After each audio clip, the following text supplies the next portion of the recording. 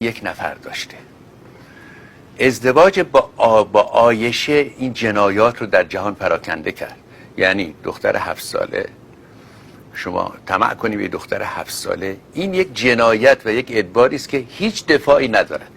شما از این آقایان که میآیند از فیضیه قم از شما زمان بگیرن، بگوید آقا ما به شما تخفیف میدیم، شما بیایید 2 واژه تفخیذ و افضا رو برای مردم ما معنی کنید.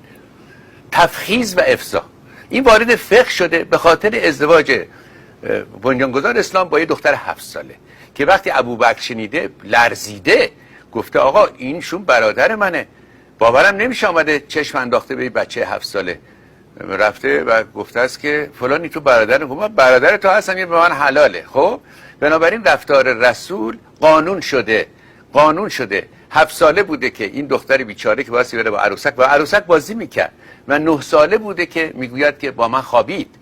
باقری میگوید که آشه میدونه که منشأ حدیث صحیح ترین ها عایشه است. یعنی امام اعظم ابو حنیفه که مطلق حدیث رو قبول نداشت و فقهش مبتنی بر رأی هست و قیاس هست اینها و اجتهاد، این 17 حدیث عایشه رو پذیرفته. بنابراین این عمل ایشان در واقع من نگاه، یعنی دختر 9 سالگی که سهل است، تا 15 سالگیش هم بازی میکنه، تا 16 سالگیش هم بچه است باید بازی کنه. به سن تکلیف رسیدی این واقعا یک جنایتی است در حق دختران ایران و جهان دارن انجام میدن. بفرمایید تفخیذ رو معنی کنید، به ایشون بگی و هر کسی که میاد بگیره، و افضا رو معنی کنید. یعنی وقتی که موضوع 7 ساله مطرح شد، علمای دین به شیرخوار، به طفل شیرخوار هم کشاندن. شما مراجعه بفرمایید به رسالات بزرگترین علمای اسلام، میگوید بچه شیرخوار رو میتوانی باش دفع شهوت کنی. بنابراین مواظب باشین، اگر بچه شیرخوار دین آخوند دور و بر هست یا بچه آخوند، لطفاً تنها نگذاری. میگوید میتونی برداری و تفخیذ کنی، یعنی بمالی. خیلی خیلی معذرت میخوام، بمالی به این بچه خودت رو دفع شهوت کنی. خمینی در احکام ازدواج. و افضا میگوید که اگر شما یک دختر 7 ساله رو بگیری و افضا کنی که از همون فضا بایستی باشه، یعنی گشاد کردن، یعنی 2 مجرا رو یکی بکنی. یعنی چی ها؟ یعنی 2 مجرا رو ایجاد پارگی بشه که بشه دو مجرا به هم متصل بشه. اگر 7 سال کمتر باشه، ببینید من نمیدونم میزان این نکبت و این بدبختی و این ادبار چگونه میشه توضیح داد، یعنی تفکرش مشکل. اگر افضا شد، روح الله خمینی و ابوالحسن اصفهانی و همه علمای بزرگ اسلام هم موضوع تفخیذ رو در موضوع افضا یکی شد. اگر 9 سال کمترش باشه باید دیه بدی، اما اگر 9 ساله شد افضاش کردی فقط گناه داره، هیچی برای حرجی نیست، به جهت اینکه پیغمبر اسلام با 9 ساله ازدواج کرده و با اون دختر خوابیده. اینها باعث همین ادباری شده است که به سن تکلیف، چه سن تکلیفی آقای فروزنده؟ بچه 9 ساله بچه 9 ساله است.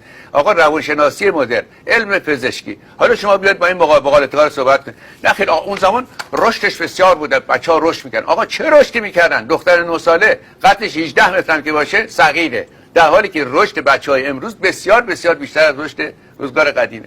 یا فرض کنید که ازدواج با زن پسرخوانده، شما زید ابن حارثه رو و ماجرای اون زن رو میدانید که پسرخوانده بنیانگذار اسلام بود، پسرخوانده‌اش بود و عرب با همون عرض میکنم جاهلیش به قول اینها با زن پسرش ازدواج نمیکرد. این دختر رو داده است به زید، خود ایشون داد. بعد یه رو رفته در منزلشون، دیده که این زن داره نمیدونم با دستاس گندم میکوبه، بسیار زیبا شده و قانون کرده بودن که هر کیشون از هر زن خوشش بیاد مال اونه. ایشون باید هر کسی، پیغمبر خدا از زن خوش بیاد، زن مال اونه، باید شما طلاق بدی به ایشون. میگوید تبارک الله احسن الخالقین. این داستان خیلی مشهوری است. بعد زید بیچاره آمده، گفته آقا کسی اومد؟ گفت بله رسول الله آمد. گفت چیزی هم فرمودن؟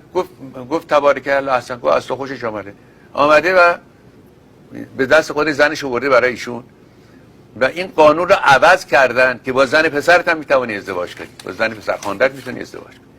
این واقعا چیزی که نشون دادین واسه مردم ایران بایستن مقابل این داستان.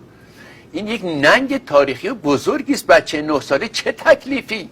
عرض کردم که در قانونشون هم میگن که 9 سالگی دختر به تکلیف رسیده. حضرت امام جعفر صادق میفرماید که اگر دختر در منزل پدر حایض بشود، نمیدونم شیطان بالای خانه اهل جهنم است. یعنی چه؟ یعنی 9 سالگی به سنت رسول شوهر بدید برم. شما فکرشو بکنید آقای ویروزی، ببینید که این نکبت و حماقت تا چه حدی است.